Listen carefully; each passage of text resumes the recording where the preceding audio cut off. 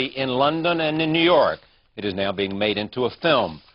Sir David Frost has revised his book about the conversation with Nixon. It is called Frost-Nixon, Behind the Scenes of the Nixon Interviews.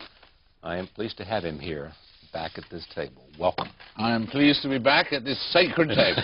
Nice to see you. Nice to see you. I want to talk about what you're doing today as well as this, but yeah. Since we just saw that scene, set it up for me.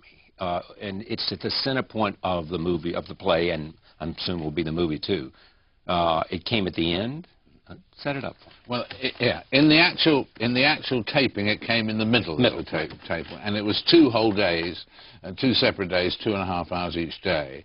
And basically, on the first day, Nixon had been first day of Watergate, the 2 days of Watergate. Nixon had been unwilling to admit even mistakes, and he would admit nothing, and that was actually a disaster for him, because, and his team, people like Diane Sawyer and so on, said this was one subject we couldn't prepare him for, it was too personal, we didn't know what he was going to say.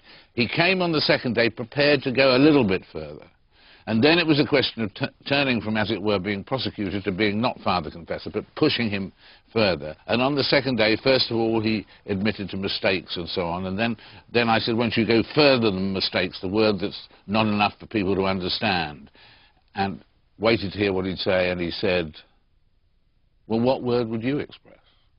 Which was the most heart-stopping reply I'd ever had, because I sensed he was more vulnerable than he'd ever be in his life again, and he'd thrown the question back to me, and so I threw my clipboard aside to indicate this wasn't a prepared thing or whatever, indicate to him more than the audience, boom, and I tried to set out the 3 things I thought he had to say, which were that there had been wrongdoing and perhaps criminality, that he had let down his oath of office and the hopes and dreams of young people, and thirdly, that the third thing was that he'd apologized for putting the American people through 2 years of needless pain. And I know that, and to apologize for that, I know that's difficult for you, particularly difficult for you, difficult for anyone. But if you don't do it, I said, you'll be haunted by it for the rest of your life. So that was the background, because then, after that, he took those 3 points that I had laid out to him, the criminality or certainly wrongdoing, letting down the oath of office, needless pain, and he went through all of those in the next 20 minutes of the interview and the next 12 minutes of what we showed on the air. Why did it take him so long to get there? Because he was in denial? Well, he'd never apologized really for anything before, so this was a big step.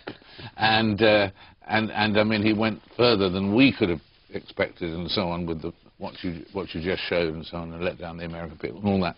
And I think it took him, because he wasn't, I don't think he was expecting to go there. I mean, I think he was hoping to, in some way, be exonerated, rather than making many more admissions than he planned to make. Do you think he made the deal with you because he thought you would be different than, say, 60 Minutes or some other? Mike Wallace was after the interview, a lot of other people, everybody. Well, I think there was an element of that in two points of view. That he would have in America seen me mainly doing a talk variety show, the David Frost Show, it's won Emmys and so on, and we had interviews with politicians, but it was a talk variety show rather than a straightforward journalistic show.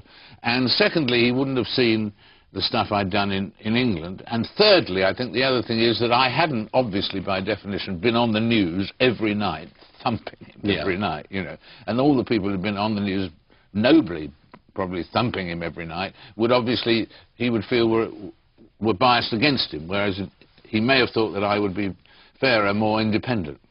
This play couches it this way.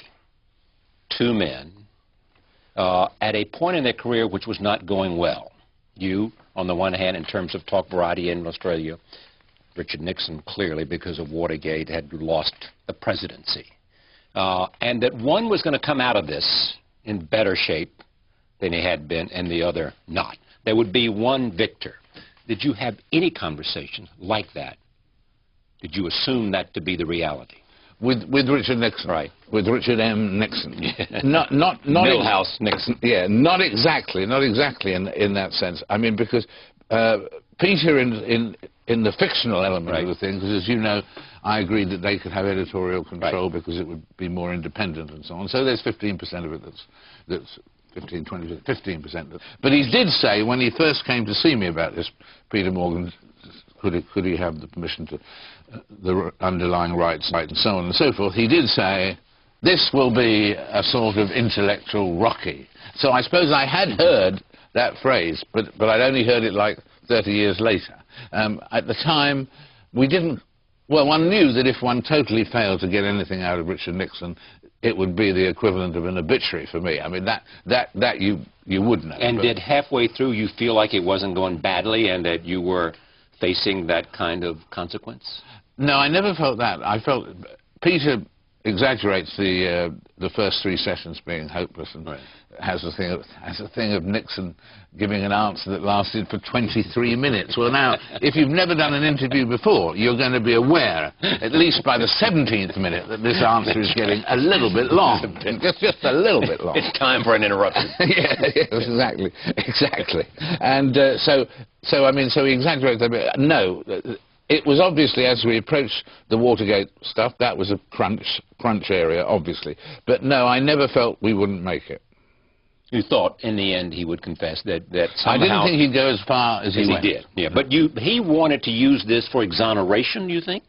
He thought so. Going in that he could come out of this Frost interview, which would be seen, although they didn't know that at the time, could be seen by the big audience we said, that he would come out of this exonerated, the American public would... I think he had that hope. I think he had that hope at the beginning. And then, of course, Richard Nixon, then as he got cornered on subjects, I mean, Richard Nixon was not a cooperative witness. He would never volunteer anything that you didn't know and you were nailing him with because you'd got the evidence. But that's why, for instance, we never asked him about, did you know about the Watergate break-in before it took place? Did you know about the planning? Were you in on it?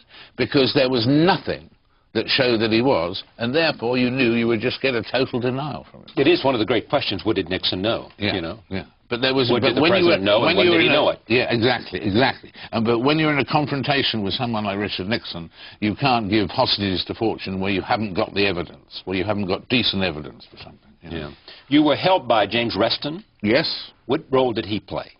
This is Scotty Reston's son. Yeah. He was very keen on the psychiatric side, as I was too, of what makes him tick and so on. And he also found these tapes, the Colson tapes, that he didn't find them as in the play the morning before the thing, but 8 months before. But he found some very valuable tapes that added to our knowledge. Tell me what role they played in terms of unleashing Nixon to say what he said. Not as much as appears in the play, because the actual interview was 2 days of 2.5 hours, and it was in the first half hour of the first day, and he crumbled, or whatever the word is, you know, 4.5 hours later of television. Do you know what I mean? So, but it was important where it came, because it slightly unsettled Nixon that we knew things that he didn't know we knew.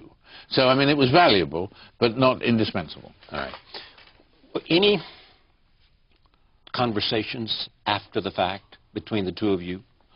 Well, not at the media, right after it, but 6 months later, a year later, not 6 months. 2 years later. There were two occasions where our paths crossed. The first was obvious and deliberate, when we'd edited all 4 programs, and the first 2 had gone out, and I went to take my leave.